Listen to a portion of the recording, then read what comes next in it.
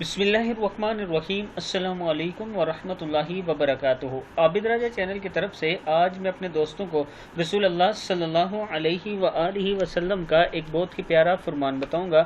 اس سے پہلے میں اپنے تمام دوستوں سے گزارش کروں گا کہ اگر آپ نے ابھی تک میرے چینل عابد راجہ کو سبسکرائب نہیں کیا تو ضرور کر لیں۔ تو شروع کرتے ہیں آج کا لیسن۔ بسم اللہ الرحمن الرحیم۔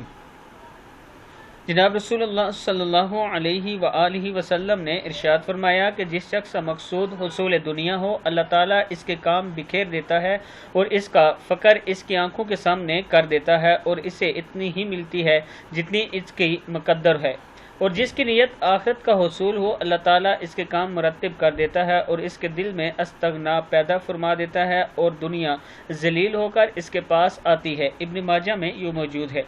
یعنی رسول اللہ صلی اللہ علیہ وسلم کا ارشاد ہے کہ نیت آخرت کی کیا کریں کہ آخرت میں میرا اچھا اعمال نامہ پیش ہو، مجھے کامیابی ملے تو اللہ تعالیٰ آپ کے کام آسان کر دیتا ہے۔